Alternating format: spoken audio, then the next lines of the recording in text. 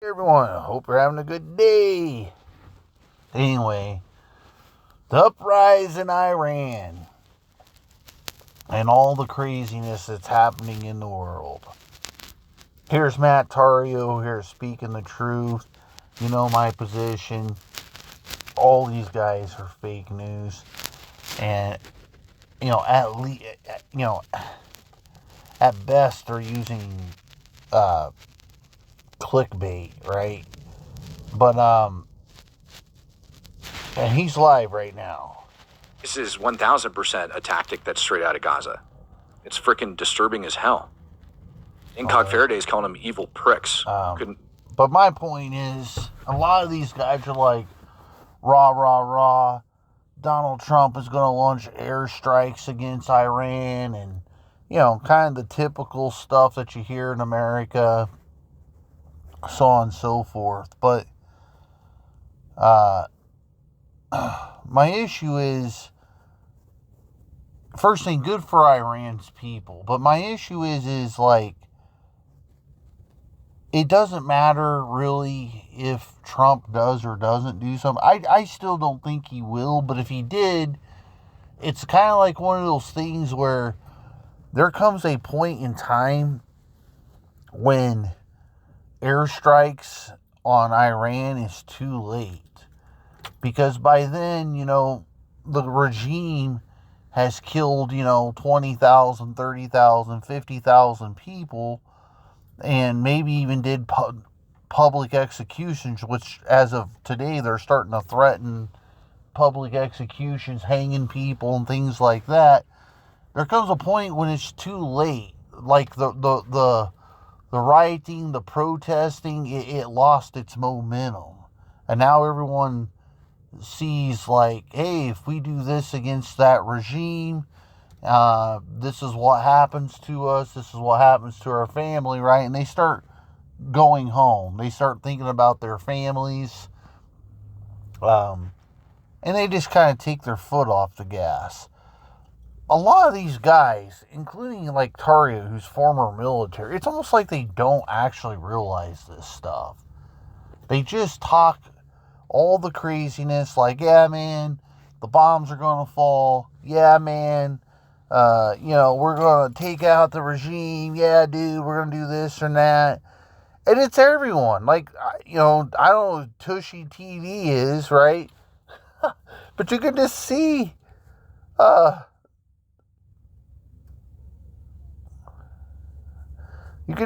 the endless stuff here. Oh, yeah, another thing Tario puts in this video, by Iran falling, it affects the war in Ukraine.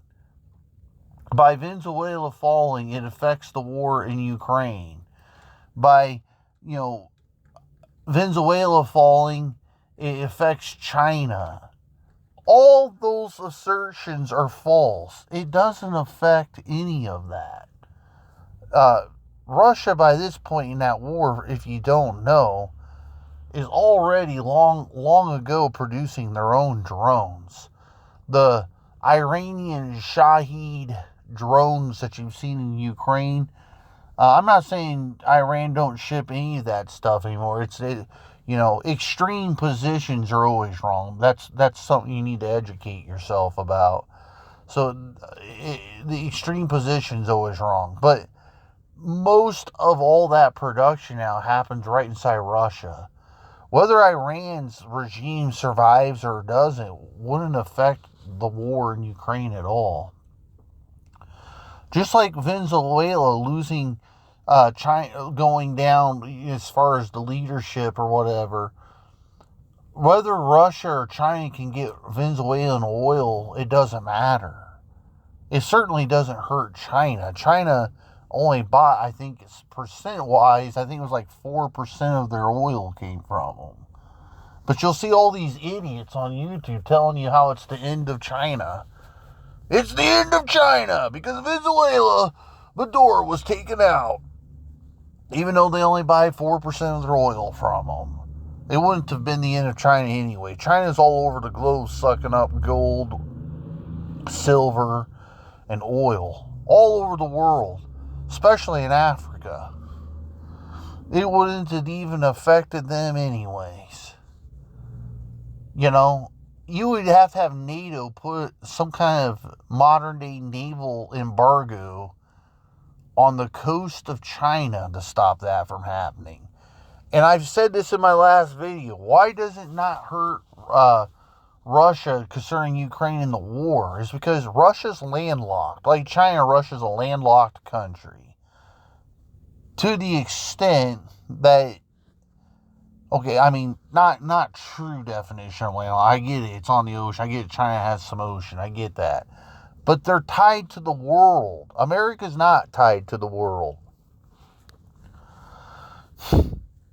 Russia has access to Europe.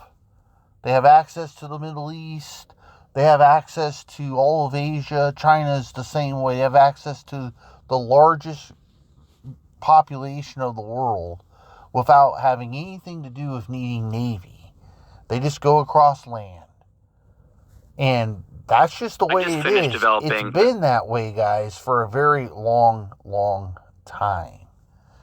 I don't know why people on YouTube don't understand this. And Russia, yeah, may have sanctions on them, but Russia has long ago started to move their oil to China by train, by ship, by truck. And there's nothing the United States can do. They just drive it across the border. And then it disappears into the Southeast Asian markets. China, Vietnam, Malaysia, any of those places. They load it up on a ship, and then they sell it, say, to some place in Africa who gets discounted oil from Russia. And then same thing, Russia gives China discounted oil. So why these people don't understand that is beyond me. It doesn't affect the war in Ukraine at all. Maybe Russia's... The only claim you might say is Russia's making less money. And yet, even at that, they're still making a lot of money. Okay? Because they illegally sell their oil through third and fourth party people. Not hard to figure out. The second thing about the war in Ukraine, why it has no effect at all, is because even though the sanctions are on them, America still buys, like, say, 2% of the oil from Russia. Europe still buys, 30, 40%, 20% of natural gas and oil from Russia. So what I'm saying is, it's like talking out of your ass, right? You're talking tough, you got the photo ops, you're shaking hands, big smiles, pearly white teeth, all that fucking shit. And you talk tough, and yet the things that would actually hurt Russia, you're not doing. You yourself are actively buying their resources, and then in return makes equipment, buys equipment, and it ends up on the battlefield. It's a whole shenanigan show. I don't know why any of these YouTubers can't figure this shit out. It's just endless fake news. And, yeah. I mean, here's even Ryan McBeth. How are Iranians getting paid with the internet down in their country? A bunch of Iranians reached out to me at great personal... I used to watch this guy a lot, and then I realized over time a lot of the stuff he says is just full of shit. Don't watch him anymore. But he's another former military guy, whatever, right? But they're just so full of shit, it just blows my mind. I mean, yeah.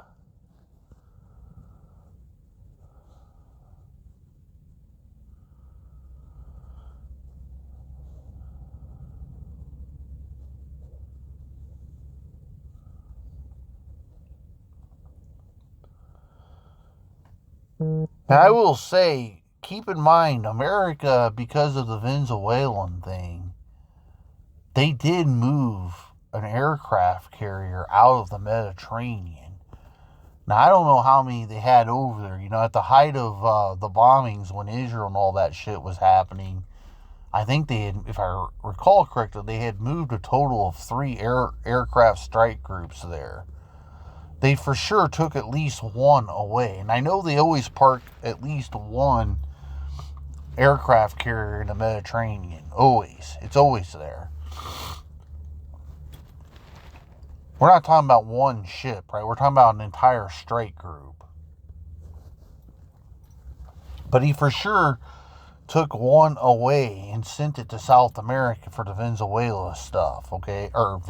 So, and who knows, he might even moved one out to China and the Philippines by now. It's hard to say. But my point is, for them to even think about doing a strike, right, they would have to move one of those assets back over to be able to have. Like, for example, when they did the Venezuelan thing, right, the army guy, I forget what his name is, but I think he was the guy who kind of designed, the architect of it, but they had 150 aircraft involved in that. It's a lot of aircraft.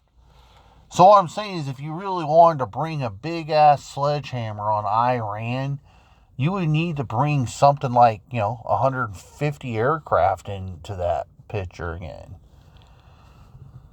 I think at the end of the day, I'm just rambling now, but the point is, there comes a point in time when if you wait too long to do stuff, like in this case, Iran, you just lose the momentum. And it doesn't matter at that point what you do, it's too late. And also, because I'm old enough to remember Yugoslavia, I'm oftentimes reminded, technology's changed a little bit since Yugoslavia, which doesn't even exist anymore. But in Yugoslavia, when Slobodan Milosevic was committing genocide, ethnic cleansing over there, the Serbians and Albanians duking it out, I just want you to know, the United States Air Force pounded the shit out of them, which ultimately brought Slobodan Milosevic down. But even with all that amazing air bombing we did, nothing could stop the most basic things. And the genocide never ended until boots were really on the ground. And I'll just tell you what that most basic thing was. Guys with torches and guys with guns, guys with machetes. Even though all the tanks and the missiles were being destroyed by America, all the Slobodan Milosevic Yugoslavian army, right, was still knocking on doors, going door to door, torching houses, killing families, raping women, and then moving to the next house, repeating the same thing, and then to the next house, and then to the next house. It really wasn't until boots were on the ground, as in the NATO peace force, and then eventually, Milosevic being arrested. I mean, I can't even remember if he's alive anymore. I think he might be in The Hague still, but he is captured now. But what I'm saying is, that's the stuff we're talking about. So for all the Matt Tario, former airborne, whatever the fuck he was guy, and all these randoms who have these big, massive YouTube platforms who think all this stuff matters, it really doesn't matter. And I always think back to Yugoslavia as a great evidence of this stuff not mattering. Okay? Because like I said, it doesn't matter. Right? There comes a time when you just lose momentum. And then if you have a dedicated group of army guys, they could take their torches and flashlights and guns and just go house to house and execute people. That stuff they never lose the ability of. And once again, that's why they're an army versus a citizens. And most of the world isn't America. They have disarmed themselves. They don't have literally anything except spears and bow and arrows and rocks. And the last I knew, no one knows how to use a slingshot anymore. Okay, so It's not even like a King David story. So it's frustrating watching all this stuff, and I hope you guys understand that. By the way, I'm not saying the regime of Iran is good, and I'm not saying it should stay. I'm just pointing out facts. There comes a point in time when if Donald Trump's going to do something or doesn't do something, it just becomes too late. It doesn't matter how much devastation you cause to the military. As long as the military has dedicated, motivated guys to fight, all that bombing and all that spectacular shit of missiles blowing up and stuff like that, it doesn't matter on the ground. That army can still move house to house with torches and guns and shoot everyone up and just execute people. It just that there comes a point when the protests, the riots themselves lose their momentum. And that's something that I don't think go engaging on YouTube and even in the administration, I don't think they understand those things. All right, guys. I will talk to you later. This is already 16 minutes long. Bye.